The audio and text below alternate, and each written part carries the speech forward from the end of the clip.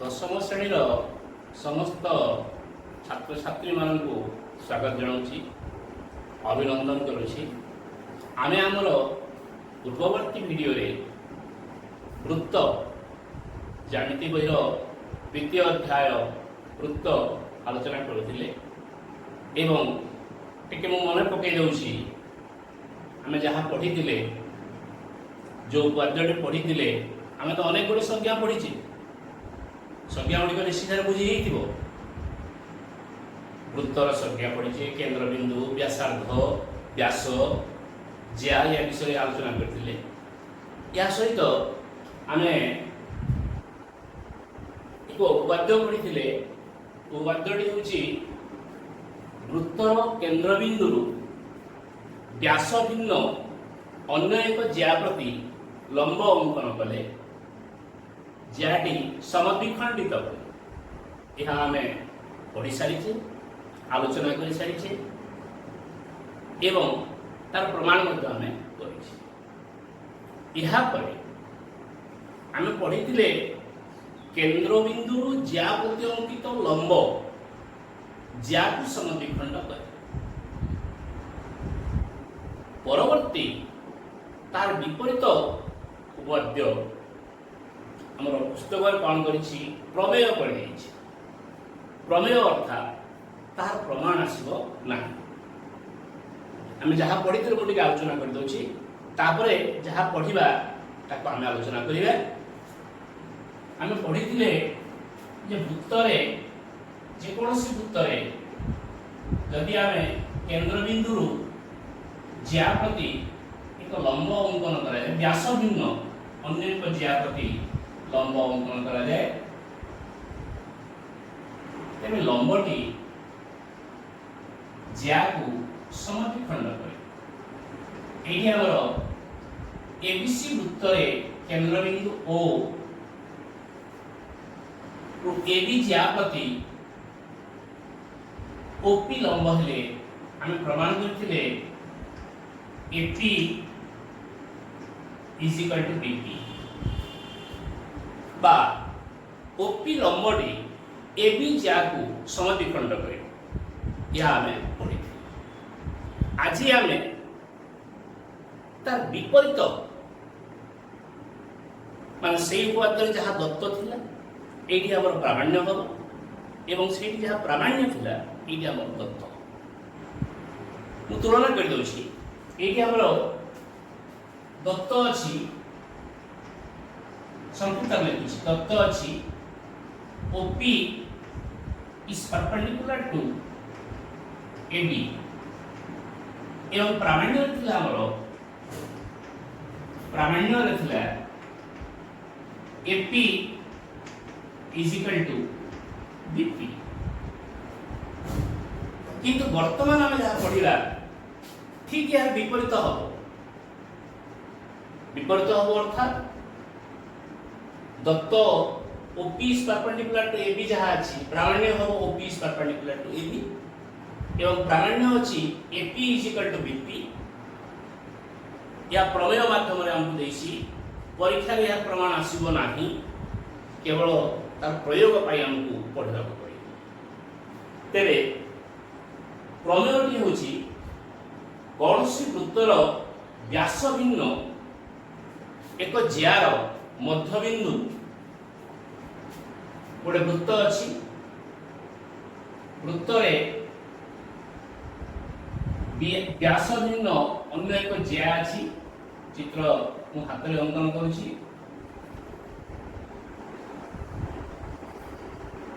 ये हूँ आम केंद्रबिंदु ओ एबी एक ज्या ज्यार मध्यबिंदु पी अर्थात AP is equal to BP हमको एतिकी देछि एवं कहिछि जदि पी बिंदु को केंद्रबिंदु ओ सह जोग करा जाए केंद्रबिंदु ओ सह जोग करा जाए तेबे ओपी एबी प्रति लंब हम आमे एटी दत्त रे पाइबा वृत्त एबीसी रे एबीजिया रो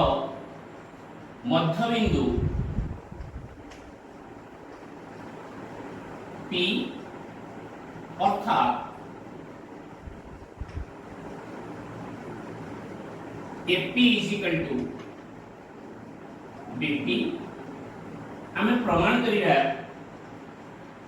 हम पाई प्रामाण्य होबो OP is perpendicular to AB लक्ष्य कर एडी दत्त जहा अछि प्रामाण्य जहा अछि हमर दत्त अछि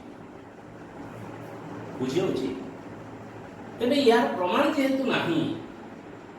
मु संक्षिप्त रे न लिखि बुझेई देबी यह प्रमाण करिया पाई हमकु अंकन आवश्यक हबो अंकनटी होची OA एवं OB को जोग करिया दुईटी त्रिभुज पाइबा एठी गोटे होची OAP एवं गोटे होची OBP परीक्षा रे न पड़िले मध्य हम बुझिबारे किसी मना नहीं निश्चित भाव बुझीनेबा प्रमाण किपरि प्रमाण करा जिवो ए दुईटी त्रिभुज को आमे जदि सर्वसम करिबा तेबे किपरि सर्वसम करिया AP is equal to BP ये हमर दत्त अछि OA is equal to OB गोटे वृत्तर व्यासार्ध अटे गोटे वृत्तर आमे जेतोटी व्यासार्ध अंकन करि परिया समस्त व्यासार्ध दैर्घ्य समान हुए तेणु OA व्यासार्ध is equal to OB व्यासार्ध एवं OP हम हमर उभय त्रिभुजर साधारण बाहु तेबे बाहु बाहु बाहु अनुसार त्रिभुज को सर्वसम ही जिवे अर्थात हमें प्रमाण रे पाइबा त्रिभुज OAP सर्वसम त्रिभुज OBP जेहेतु परीक्षा रे आसे नाही आसीबो नाही मोस डिटेल लिखु नाही एडा क्यों सर्वसम का अनुसार सर्वसम हेले बाहु बाहु बाहु implies that कहिथिनि पूर्व वीडियो रे जे दुईटी त्रिभुज सर्वसम हो जाए तेबे अवशिष्ट अनुरूप अंश गुड़िक मध्य सर्वसम आमे पाइबा major angle OPA it is equal to measure of angle OPB ठीक है हमरो ए दीटा बाहु समान होले ये साधारण बाहु होला त्रिभुज को सर्वसम ही होले सर्वसम ही होला परे ए दुईटी कोण हेबे अनुरूप कोण एवं सेमानकर परिमाण समान किंतु आमे जदि major angle OPA plus major angle OPB नेबा एमान परस्पर परिपूरक है ए दुईटी कोण परस्पर परिपूरक है काहे कि एमान होचंती सन्निहित कोण एवं परिपूरक तेणु करी सेमानकर परिमाण समष्टि हेबो 180 कोणद्वय सर्वसम एवं सेमानकर परिमाण समष्टि होची 180 तेबे आमे प्रत्येक कोण पाइबा समकोण होइए OPA OPB it is equal to 180/2 और 90 डिग्री 90 डिग्री यदि ही जाए ये 90 डिग्री हो 90 डिग्री हेले आमे पाइबा OP is perpendicular to AB तेबे हमर प्रमेयटी एटी प्रमाणित होई जाइछि या परीक्षा रे आसीबो नाही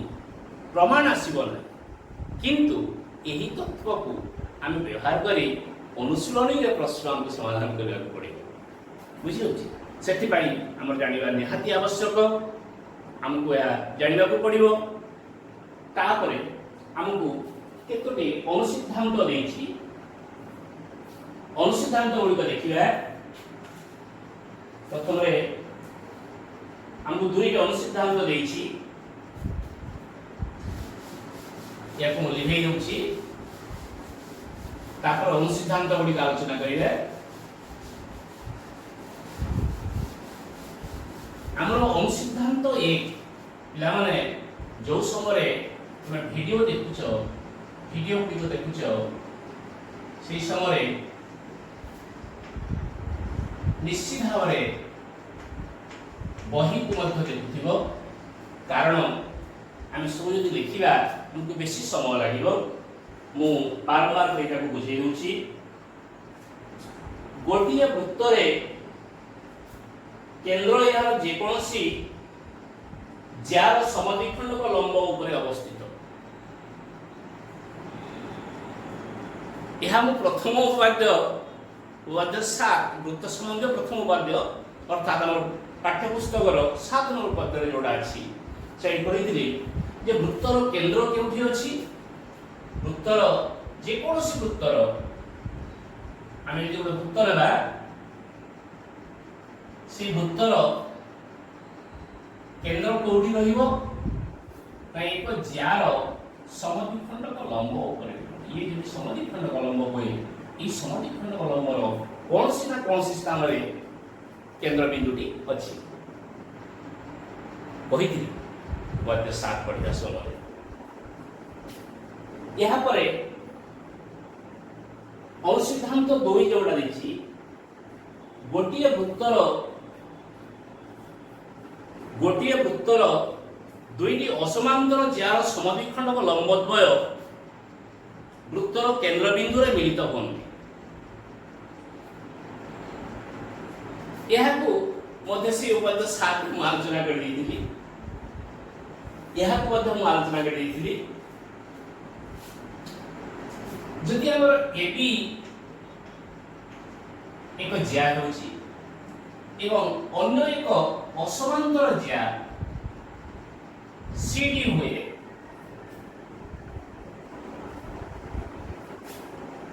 एबी एवं सी दुईटी समांतर ज्या नुहे समांतर ज्या रे से केंद्र बिंदु ए जीवो समद्विखंड लंबटी किंतु आप स्पष्ट भाव जानि परिबा नाही कोडी अछि तेणु को असमांतर ज्या लिया जाइछि एबी एवं सीडी दुईटी असमांतर ज्या हेले हम एबी जार समद्विखंड लंब अंकन करिछि वर्तमान हम यदि सीडी जार समद्विखंड लंब अंकन करिबा समद्विखंड लंब अंकन करला तुम जानिछ से समद्विखंड लंब द्वय जोटी छेद करिवे ता मिलित हेबे से हो उत्तर केंद्र बिंदु या होछि उत्तर केंद्र बिंदु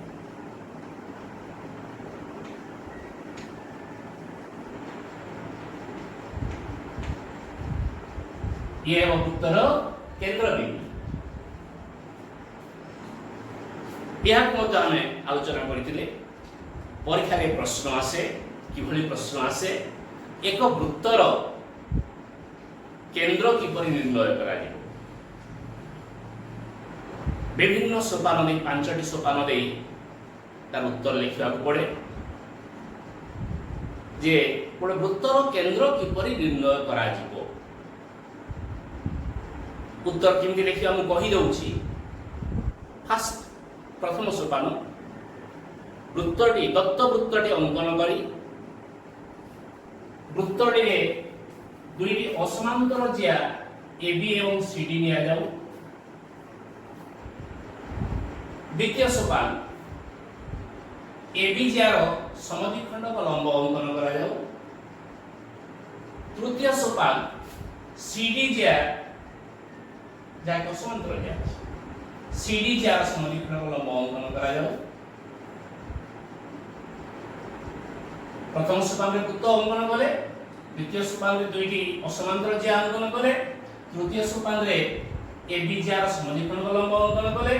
चतुर्थ सोपान रे सीडी जार समद्विखंड को लंब अंकन कले पंचम सोपान रे आमे कहिबा उभय असमांतर जार समद्विखंड लंब परस्पर को जो बिंदु रे मिलित होइछन्ति बा परस्पर सह मिलित होइछन्ति सेही बिंदुटी वृत्तर केंद्र बिंदु। ये 5 मार्क प्रश्न 5टी सोपान प्रति सोपान रे गोटे गोटे मार्क थाए। यहाँ पर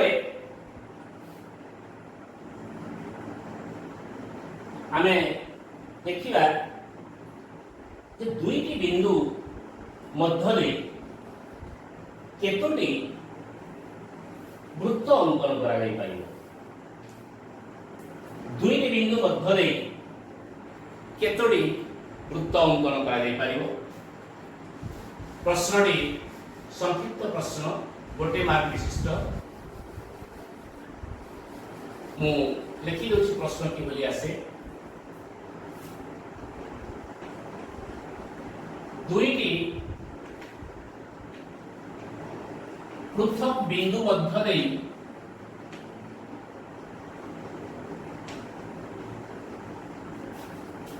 केतोटी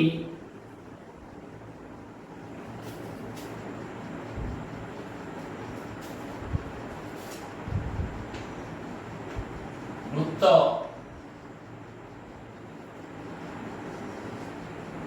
ये बुझार आछि के अंकन करा जाई पारिबो।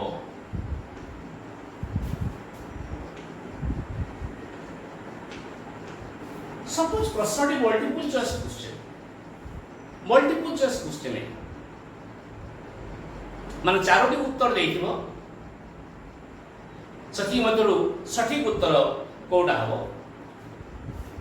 मने करा जाऊ। प्रथम रे दोछि 1टी 2टी तृतीय रे देछि असंख्य चतुर्थ रे देछि हेबो नाही।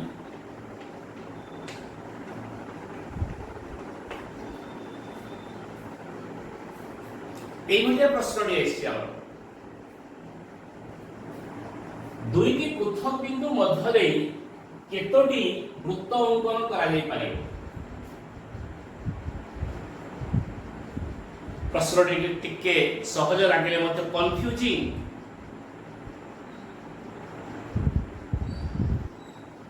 কারণ গোটিয়ে বৃত্ত লেখি পারিব, দুইটি বৃত্ত লেখি পারিব, অসংখ্য বৃত্ত লেখি পারিব, হেব নাহিটা আদৌ হব নাই, ইয়ে হব না। তেবে প্রশ্ন যদি আমকু এইভাবে আছে আমি এ বি সি যে কোনসি গোটে কো উত্তর দেবা আমার উত্তর ঠিকই। কিন্তু প্রশ্ন সেভাবে দেব না, কিভাবে দেব?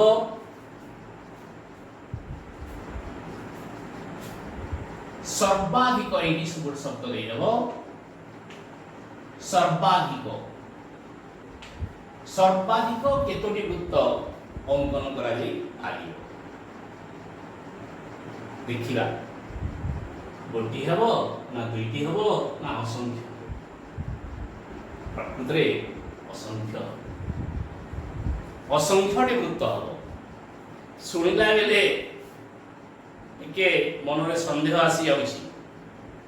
অসংখ্য বৃত্ত হব, তাকে মু দেখেইবি প্রমাণ করি। বর্তমান যদি আমি এ এবং বি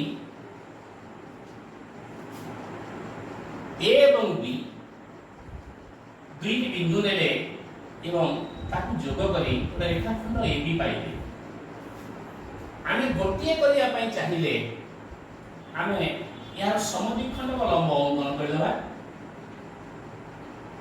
এই মধ্যবিন্দু পাইলে ইহা কেন্দ্রে এইভাবে বৃত্তটি অঙ্কন করিবে। এ এবং বি বিন্দু এই বৃত্তটি, কিন্তু ইহা ভুল হব। কারণ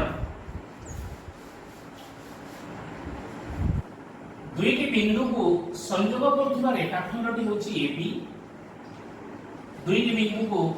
संयोग करुवा रेखाखंडटी होची एबी आमे जानि छे जे दुईटी बिंदु मध्य देई गोटी सरल रेखा अंकन करा जाई पारिबो दुईटी बिंदु मध्य देई गोटी सरल रेखा अंकन करा जाई पारिबो तेबे ए एवं बी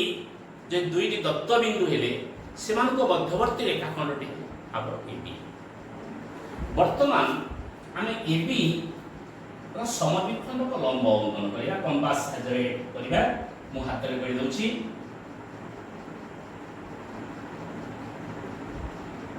ए जो समद्विखंड को सरल रेखा एल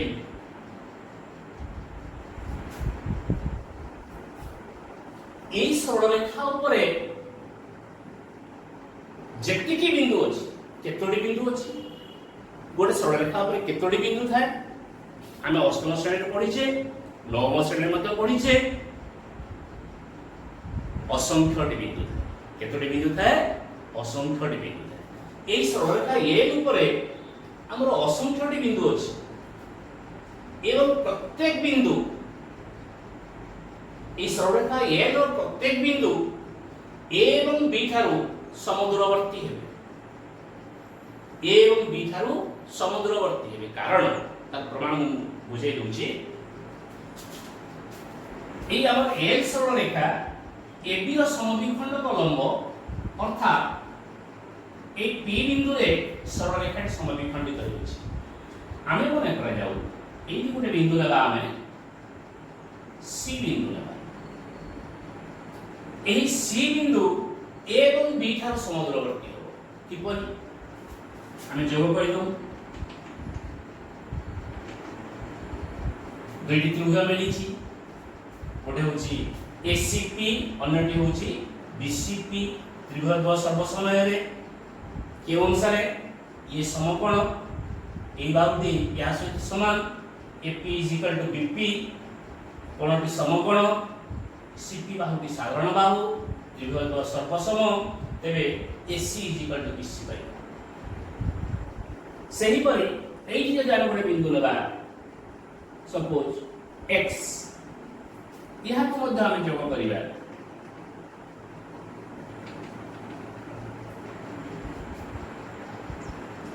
एई दुईटी त्रिभुज मध्य AXP एवं BXP मध्य सर्वसम है कारण AP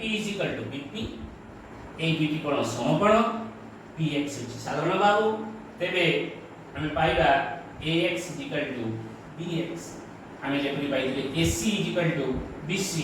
अर्थात यह कहबार उद्देश्य होछि तात्पर्य होछि सरल रेखा ए ऊपर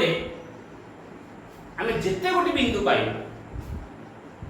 सरल रेखा ए ऊपर आमे जेते गोटी बिंदु पाइबा समस्त बिंदु ए एवं बी प्रांत बिंदु ठारो समुद्रवर्ती नहीं ते वर्तमान जदि आमे सी को केंद्र नै सी ए परिमित व्यासार्ध नै आमे वृत्तटी अंकन करिया वृत्तटी ए एवं बी बिंदु देखि जीवो कारण वृत्तर संज्ञा को मने पकाओ पिला माने जे निर्दिष्ट बिंदु ठारो समुद्रवर्ती बिंदु मानकर समाहार को वृत्त कहा जाय तेबे आमे जदि सी ए को व्यासार्ध नै वृत्तटी अंकन करिया वृत्तटी ए हो जाय आमे एई गोटे बिंदु लेबा